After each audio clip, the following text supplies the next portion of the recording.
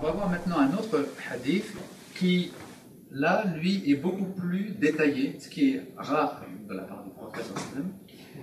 C'est, on pourrait dire, une véritable description des types psychologiques, les différents types psychologiques qui sont donnés par le prophète.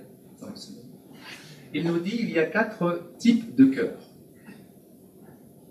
Al-qalb, al-ajrad. D'abord, il y a le cœur dépouillé, dans lequel se trouve une lumière semblable à un flambeau qui illumine. Il y a ensuite le cœur inversé, al-qalb, al-mankous. Et ensuite le cœur divisé, al-qalb, al-musfah. Et enfin, il y a le cœur enfermé, al-qalb, al-aghlaf, enfermé comme dans une enveloppe.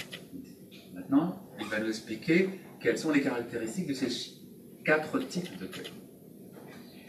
Le cœur dépouillé est celui du croyant, et le flambeau qui s'y trouve est sa lumière reçue de Dieu. Donc, évidemment, là, on comprend tout de suite que c'est le niveau spirituel le plus élevé. En fait, l'appelle al-qalb al-ajrad, le cœur dépouillé, c'est-à-dire qui a été purifié. Tous les obstacles en lui ont été enlevés. Le mot ajrad, dépouillé, veut dire qu'on enlève tout ce qui s'oppose au rayonnement de cette lumière. Ensuite, il y a le cœur enfermé, le qalb al-aghlaf, c'est celui du non-croyant. Le cœur enfermé, c'est-à-dire qui est complètement hermétique, il n'y a rien qui peut entrer, aucune lumière ne peut y entrer, et là, malheureusement, rien n'est possible au niveau spirituel pour cette personne. Ensuite, le cœur inversé. Il nous dit, le prophète, c'est le cœur de l'hypocrite. Il connaît la vérité, mais la refuse. Donc il l'appelle cœur inversé parce que, finalement, cette personne sait ce qu'elle devrait faire, mais agit à l'inverse de ce qu'elle sait qu'elle devrait faire. Donc ça, c'est pour al-munafiq, pour l'hypocrite. Et il y a enfin le cœur divisé, qui est celui dans lequel se trouve une part de foi et une part d'hypocrisie. Le qalb al-musfah, le cœur divisé. Donc vous avez ici 4 types de cœurs. Et en réalité, chacun d'entre nous peut se retrouver dans un de ces 4 types. En fait, on appartient nécessairement à un de ces 4 types. Moi, je dirais que la plupart du temps, les croyants appartiennent au cœur divisé, c'est-à-dire qu'ils ont en eux une part de foi, et puis il y a en eux une part d'hypocrisie, c'est-à-dire une part de faiblesse, une part de paresse, des choses qu'on sait, mais on n'a pas la force de le faire. On sait que telle chose, on devrait arrêter, mais on n'a pas la force d'arrêter, bref. Donc on est souvent dans cette situation d'être al-qalb al-musfah, le cœur donc divisé. Mais enfin, comme c'est le cas de la plupart des croyants, le prophète va encore préciser certaines caractéristiques de ce cœur divisé.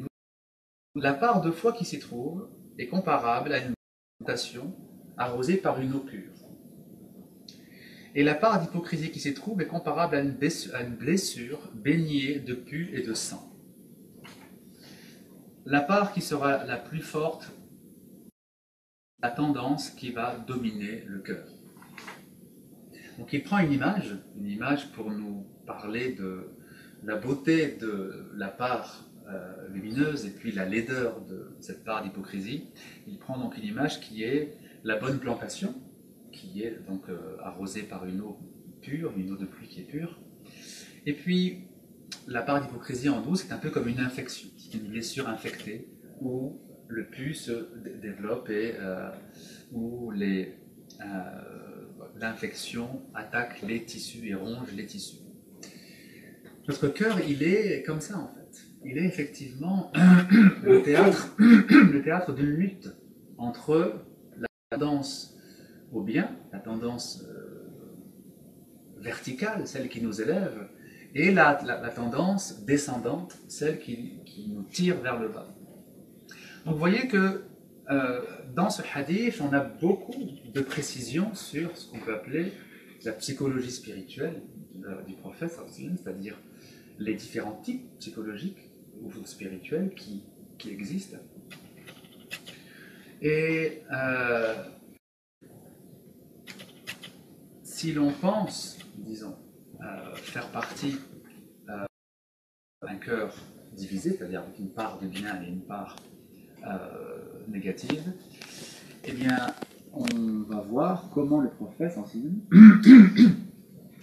nous indique un chemin pour nourrir la part de bien qui est en nous, pour nourrir la part spirituelle qui est en nous,